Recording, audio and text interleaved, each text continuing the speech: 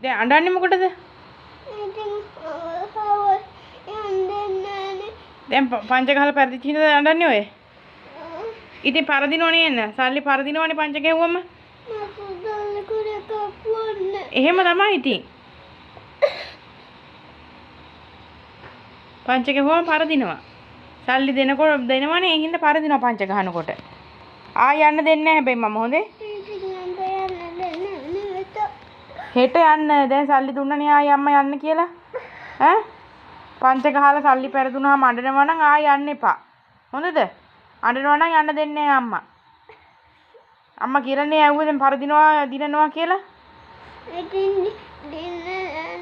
දින්නේ නැහැ තමයි. හැමෝම දිනන්නේ නැහැ. දෙපාරක් දින්න. එහෙම තමයි ආයි පරදිනවා.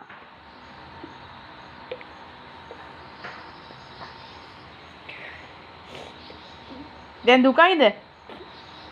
සල්ලි නැහැ කියලා දුකයිද දැන්? ඔව්. ඈ? දුකයිද? ඉතින් සල්ලි කොල දැන් ආයි දුන්නේ අම්ම ඔය. එන. අර ඉස්සලා තිබ්බ ටිකද? ඒ පංච ගැහුවාම පරදිනවා පුතේ. පංච ගැහුවාම පරදිනවා. ආය යන්න එපා. හොඳේ? අඬනවා නම් ආය යන්න එපා. ඒ සල්ලි කොල පරක් දුන්නාම අඬනවනේ ඔයා. ඈ? සල්ලි කොල පරක් දුන්නාම අඬනව නේද? අඬනවනේ? ඈ? ඉතින් අදනේ යන්න දුන්නේ. පව් කියලා යන්න දුන්නාම සල්ලි පරාදෙලා ඇවිල්ලා හොරෙන් අඬනවනේ.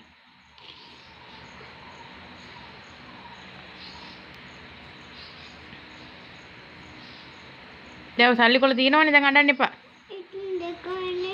දෙකක් තිබ්බම ඇති.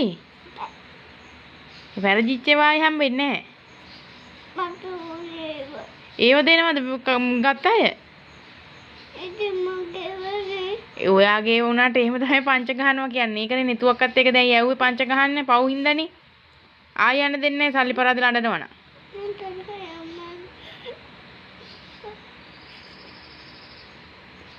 දැන් යන්න සල්ලි ටික තියලා අංග හොදන්න යන්න යන්න තිය.